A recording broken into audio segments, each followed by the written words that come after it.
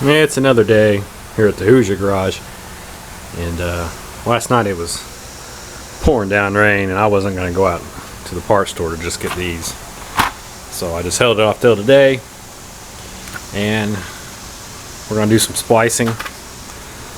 The steering column is just kind of roughly in place. That's just so I can get this spliced up to this, and the reason I did stagger these was to keep it from getting the big ball of the splices in there and you couldn't fit it under the little rail, because the little rail is right here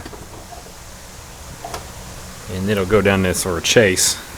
It'll go in the back side here, go through that hole, and then it all kind of hides, and then there's the other little chase which directs it off to the side so that you don't see any wires.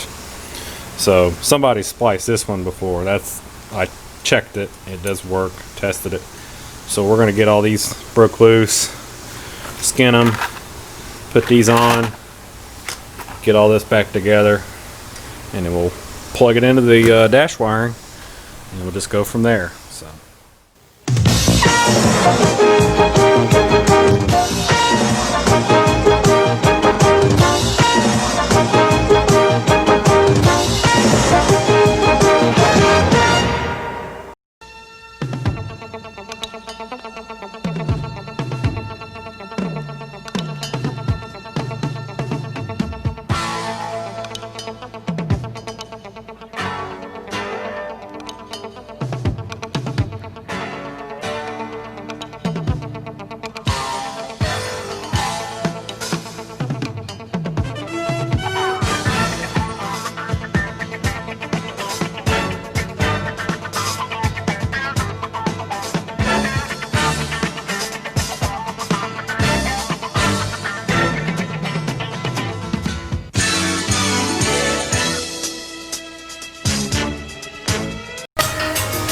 Alright, so I got the pigtail end run through this slot here, and it might be a little tricky to get it all to be nice and even, but we're going to try to splice it all in.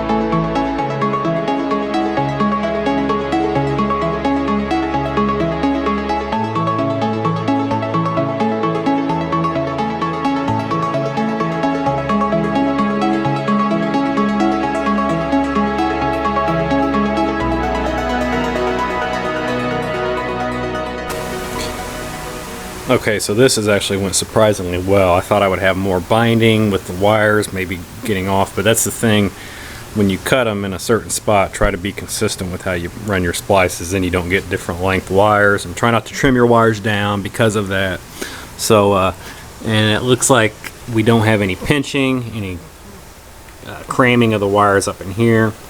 And on this particular model, and maybe some of the other ones, you'll notice that that slot that the wires go through here, this has a little cliff on it, and we have it setting out right now. Now I unbolted it a little bit to get some looseness, because we're going to have to show you something in a minute that we need to do. But when this goes to anchor down, this should fit back in there and in there, so everything comes out of this little hole through this little chase. And notice also, before we go up front, the steering wheel is centered. That's the way it should be, okay? Now, out here, I'm going to tell you about, if you don't know about these, this is a good time to learn. Many of you do. On a Chrysler steering coupler, right here. Here's where your pin will go in eventually, in this hole. But notice there's a little divot right here. And let me get I'll move the camera around until we get the light on it. Right there, you can kind of see it here. It's just a nice, there, right there. This little bit here, and I can mark it if I have to, but this signifies where to line it up on the gearbox. Now, you might be wondering where. Well, it needs to go right here. And not that it will fit other ways necessarily, because there's a this would be a keyway, and it runs from here to here. It looks like basically there's a gap in the teeth. You line this up with that, and that's basically your go-to of where to put it. So if I try to put it on this way, it won't go. It won't let me do it. If I pick it back up, because the steering column is loose, and position that,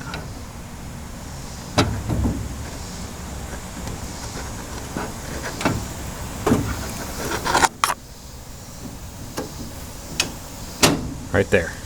It's actually off a tooth, and then it just drops all the way down on there. Okay. Now, if you look down through the pin, the hole there, if I get my focus right, a little hard to deal with, but you can see all the way through it. You don't see any splines, plus it sits way down on here. That means that the little divot that you saw on the shaft right here on the steering box, that means the pin's ready to go through, and it'll anchor it and hold it in there right. And if you remember what we did before, we'll grab our pin here, and we will take just a little ball peen hammer. And one thing that's a good idea, we greased the splines up there at the top of the box, okay? That's good to do because they get dried out and they're really hard to get out of there. So I took a little bit of grease and put it on there. And I'm also going to take just a little bit of grease and put it on the roll pin, mainly here where the seam is in it. This allows it to come out easier, because sometimes these can be an absolute pain to get out. And if you remember, I was going to mention a minute ago, we use the old small block push rod to knock these out, because it'll go, it's the same diameter, and if you have to chase it all the way through the coupler, then the push rod will follow through. So make sure, I always keep old ones around just for that, and to use as punches. But don't use any push rod from anything, because sometimes push rods have a fluid in them. Now the small block Chryslers from this era does not, so you're not in danger of anything exploding or snapping and getting in your eyes or anything. So enough of that. We'll go ahead and just poke that in there. Now we'll have to grab the on the both hands.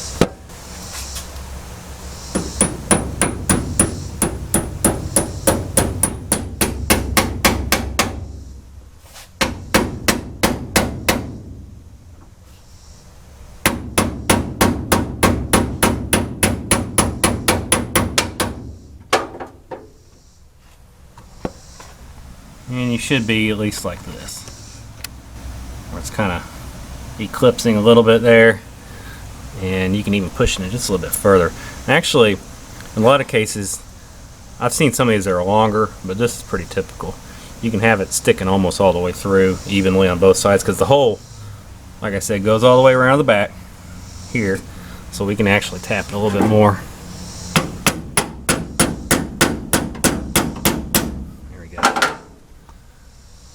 I can actually feel the same amount from this side as I do the back side here. So that's a good place to be. Now, this will allow us to tighten everything up here. See, it's dropped back down here. That's where it needs to be. We can position the plate properly, tighten that up, and then tighten this plate up if it needs it. So we're almost got that, and then we'll go ahead and get the rest of these figured out. This blue wire and then the light wire for the indicator. And then get them in the right spots in the pinouts, and then we'll plug it up into the harness and then put our other little chase on. Details, details.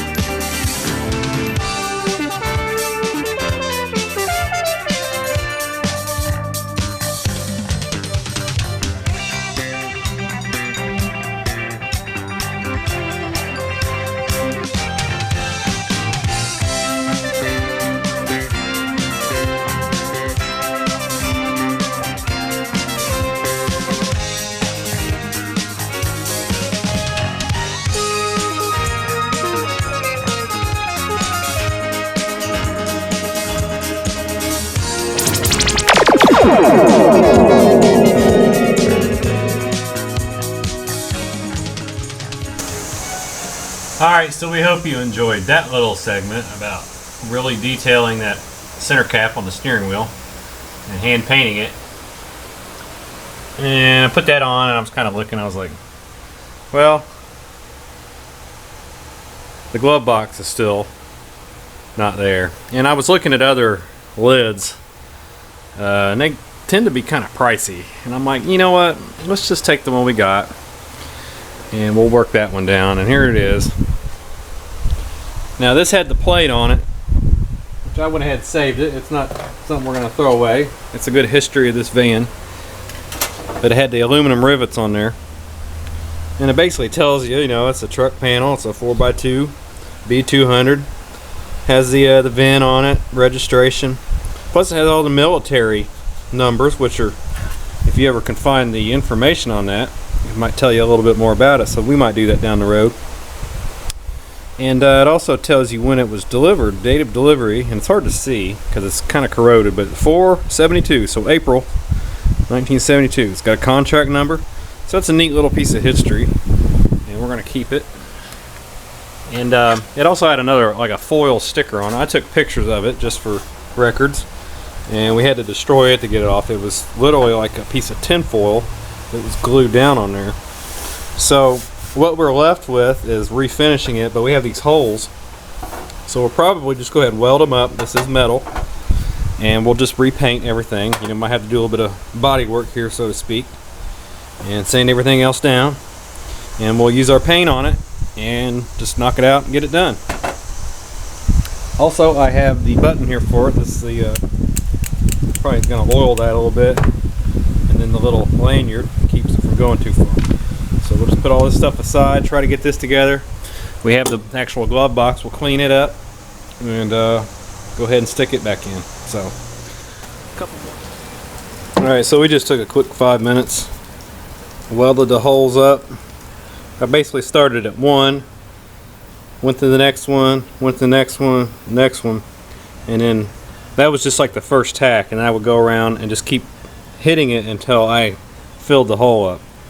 And then I just took the flappy wheel and carefully knocked it down flat. Now I'm going to go ahead and sand this all down completely and just scuff up this backside real good, and then I'll put a little bit of filler on it just to give us something to even out. I think it is a little low there from partially where they punched the hole, and then a little bit from where I ground it. So we're going to do that. I got grease in the back of my hand, and smooth it out, and then we'll get it in paint. Alright, now fast forward ahead.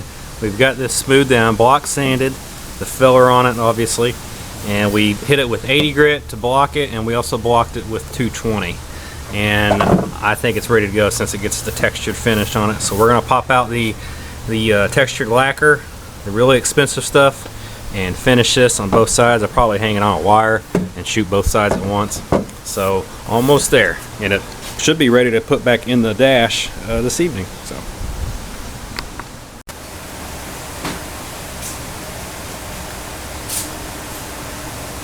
Alright, so glove box door, complete, lacquer, dries quick, very durable. So we're going to go ahead and put that in. First you got to put the box in for it. That thing right here. We cleaned it up. It was pretty dusty. I don't think it had ever been cleaned.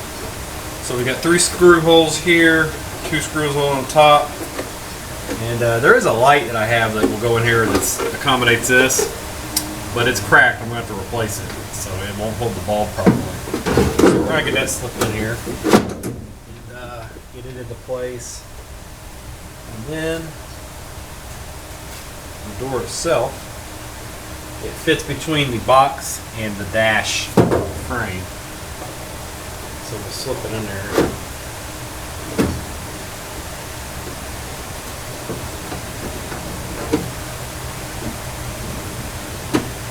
Okay, so. Okay.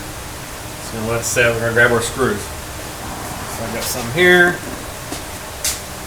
I might need a little stubby screwdriver, which I don't have. I need to get one, by the way.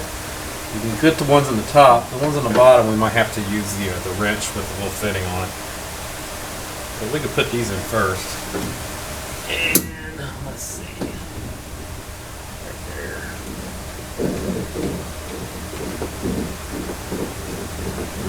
The good thing about this one is it's not a cardboard box like so many of the cars, and I'm sure some of the trucks are. And I've had a couple of cars. I had a Dart. And it had a plastic glove box in it, which was cool. I don't know what prompted some of them to get them and some of them didn't. Maybe it was all the later ones or something. But they're a lot better. This much like this, and it actually had folds in it so you can fit it in there easier. Okay, now we'll get the bottom ones in.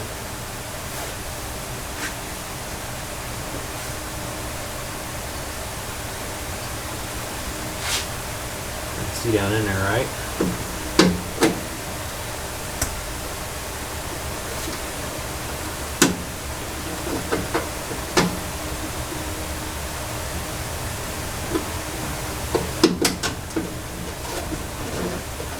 Let's get it started at least.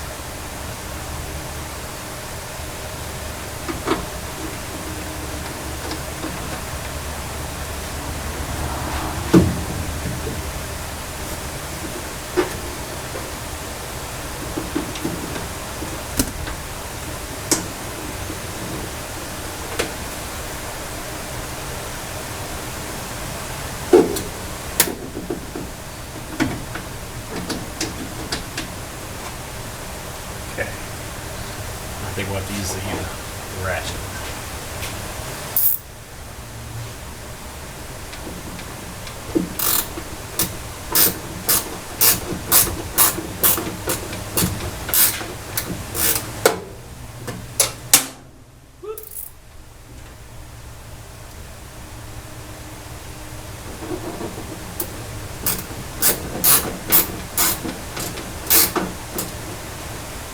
See how this, I got one anchor in there.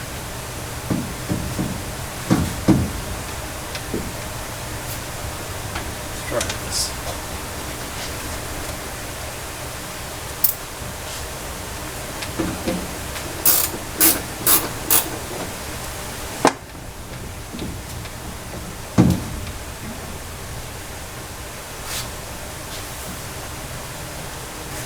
Now we got the little latch plate, remember that. We'll probably have to put it in and see if we can line it up right. The plate goes up here at the top. There's a couple screw holes down. And get that in there. See the rack.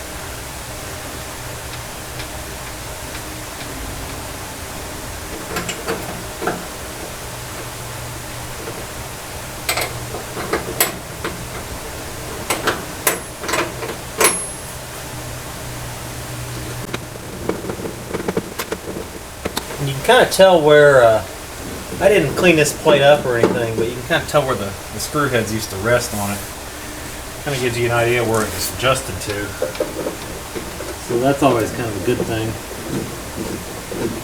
You can also tell where the latch hit it. It came from this side and went in about halfway, and then it stopped.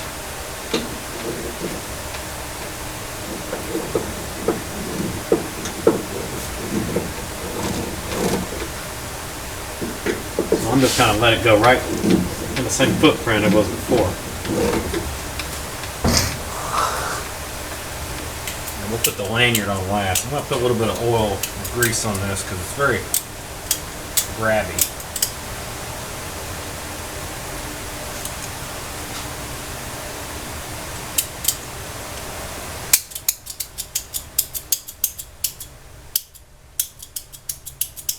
Put some silicone.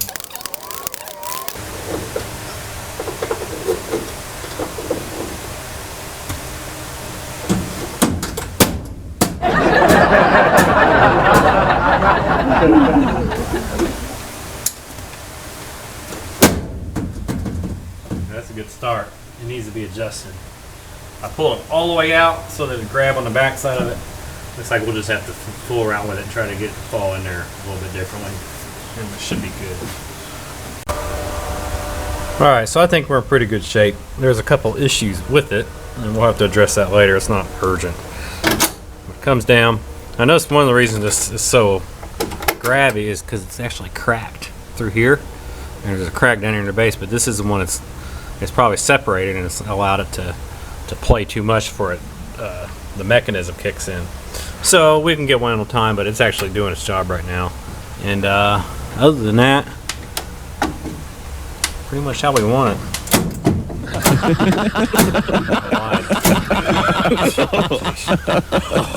Okay, let's try again. I just adjusted. There we go.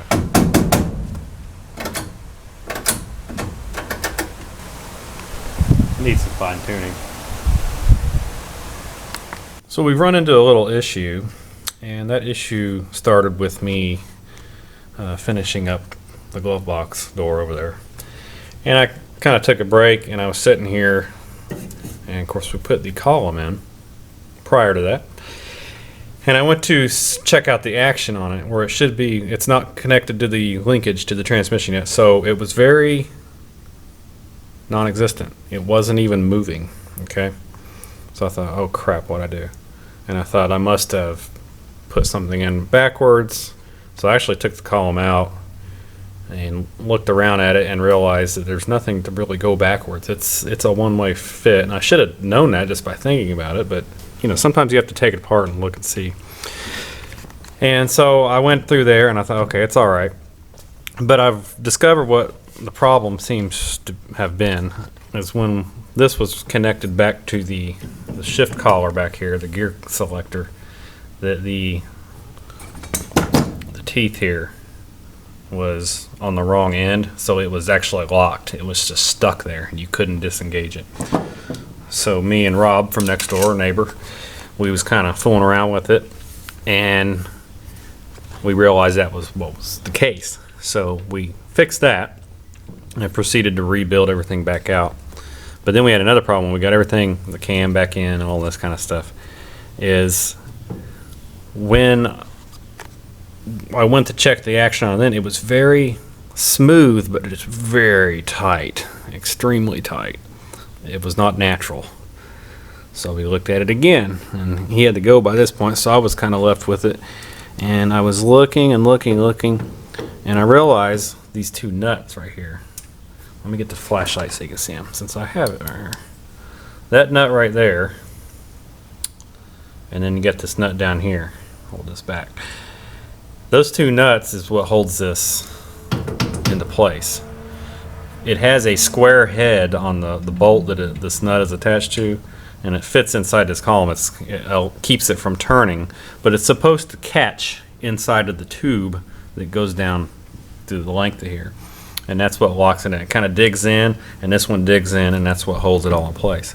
But I realized when you would tighten this down, like I'm talking just a firm, like with your fingers tight, or a small wrench, that this would become extremely hard to maneuver.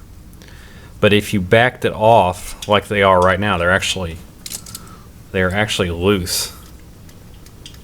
You can hear it. Both of them are. And then the action is normal.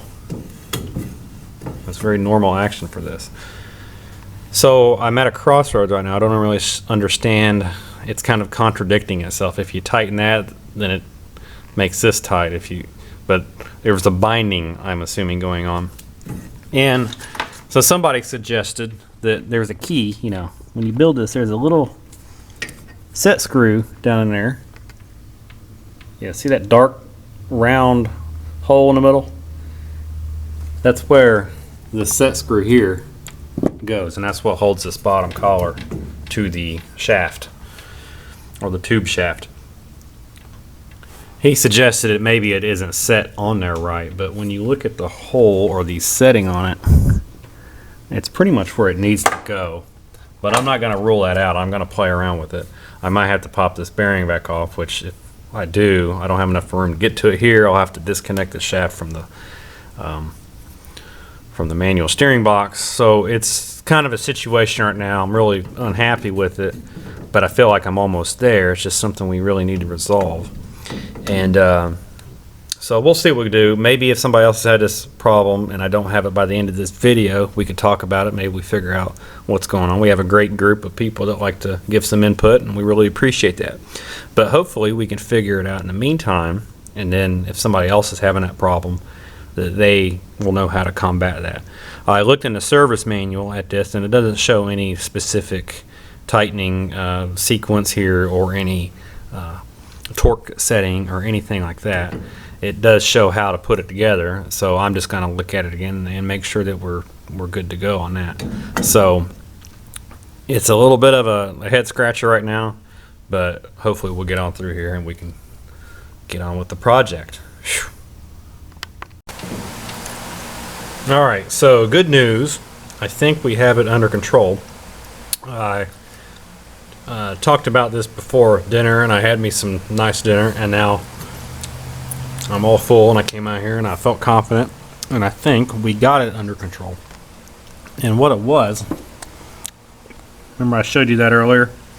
See the little black dot in the middle? That's where the we call it the set screw. Okay. Now, the one to the right, like you'll see two little black dots. The one to the right is the actual set screw. The one on the left is that's where the position for the set screw technically should be, and that's where I had it. But one thing I had noticed when I was rebuilding this column, and I kind of kept it in the back of my mind, was just below that there was a little notch where the set screw had made an impression. And I think whoever set this up at the factory or whatever the situation was, maybe afterward, had to set it there for this reason. The depth of it needs to be so far away from this piece. And I'll draw you a real quick little picture of what I'm talking about. There is, on this tube that is connected to the swing shaft, like you have the tube, okay? And let's just make it look like it's, in reality it's about 2 inches wide. So up here there's a notch, and then that collar sets in there, and that's what this cupped or bell-shaped piece is. Okay, that's what that is representing. Now if you could put it down on here, like slide it down, there's a little piece welded on here that looks like that, and it's got a couple notches, probably where the weld was, but right here is where that set screw should go. So when you put this down on it, and let's say the gear shift hole where your lever is here, you go down, it should expose it to where it goes in through here, which will put it right there. Well, that little notch I was talking about, where it looked like the set screw had made an impression, was like right here. Okay. And I did keep that in the back of my mind, but I thought, no, this would be correct because that's the way the factory put it in there. But that's not to say that whoever welded this on this tube right here maybe was off, or something else was off somewhere that caused it to have to seat here. So that's what I'm pretty sure I'm dealing with there. I'm going to put some of this back together and put the bearing in at the latest that I can. But my main thing with it was when I tighten these screws down, or these bolts, these little nuts, if you tighten it down too far, like I said, this got really heavy to pull down. It had a lot of resistance. But when you loosen them and back that off, it became sloppy like that. But this also moved like that. Now the only difference with it is I don't have it completely mounted back in. It's actually setting loose in the vehicle. But when I had it all mounted into the gearbox, all this bolted down, all this bolted down to the dash, this thing would still move, and I didn't like that. And that's what the cause of all this is so far. So I'm going to go ahead and tighten these down, make sure we still have our action. They're down pretty good, but this is the action we should have without any linkage tied up to it. And then we'll tighten everything else down, and I feel like it's in a good spot, and we'll just go from there and see what we got. I think we're good. Cross our fingers. Alright, so we have it back together, and I went ahead and hooked the linkage back up to the shifter. So that's normal. That's about the way it was before I took it apart. And then this is not moving around now. It does not shift around. Those two anchor bolts are tight, and this is back to normal. So it was all in that set screw down here behind the gear shift lever. So keep that in mind if you have that problem. And I really like how the horn cap that we painted up all custom looks here. Looks pretty cool. And yeah, we get that hear that? The idler arm on that side. You know, you got two idler arms on here. One over here, one on that side. That one actually lifts up about 1/2 of an inch. So that's definitely a part we're going to have to trade out. But otherwise, the column feels smooth. We repacked that bearing and greased everything up fresh. So we should be pretty good on this. So, but I don't know, that gearbox might have some play. That might be what that is there. So, but we got a solution out back if we need to make it a emergency thing. So.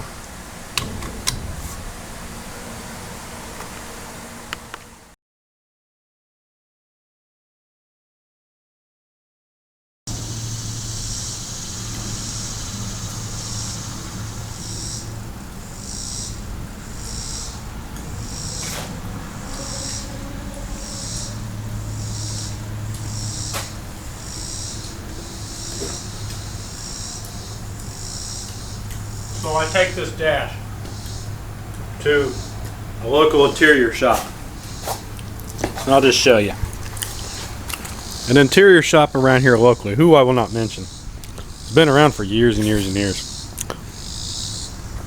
I take this thing in, and I said, hey, I just wonder if I could possibly get this recovered. And I understand that, you know, we have these high points here, and they're cracks, and if I just, you know, worked all this down and got it nice and smooth, if we could you know, get a nice cover put on it. And he's looking at it like this, and I'm like, are you sure? I said I could strip all of this off and make a nice fiberglass shell, and I just need it recovered, you know, just a nice black cover. It doesn't have to be nothing spectacular. It's pretty flat. He's like, no, that's a molded dash. We can't do anything about that. Which I don't understand, okay? Because I'm seeing people, at least not in my neck of the woods, I guess, but like on the internet, who are, you know, sanding them down, filling them in, and then either they repaint it or they actually put a cover over it that's just a custom cover. That's all I'm asking. Not a big deal, right?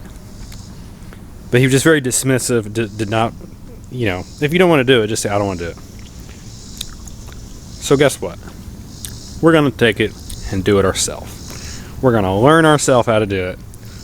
We're going to learn our minds. We're going to teach our minds how to do something like this. You know, I would love to have the stitching back on here. But, you know, sometimes you don't always get what you want in life, and we might have to live without it. There is a little seam I've noticed on some of these dashes. They don't have the stitching, but they have the little recess that goes all the way around. So you know what? I might make a template of this area here, where it comes down here, and just make a whole template of it, and then keep it, and then strip all this vinyl off, because yeah, it's crusty. I get it. I understand. Take as much of it off as we can,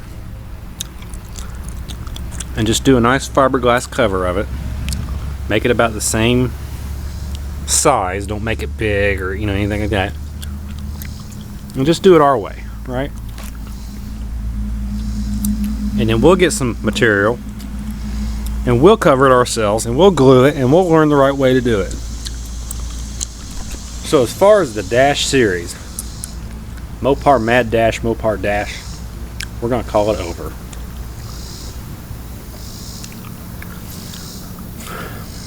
And then we'll just do a separate video here in the future about the Dash pad. So if you want to know about this, it'll probably be just called Dash Pad Rejuvenation.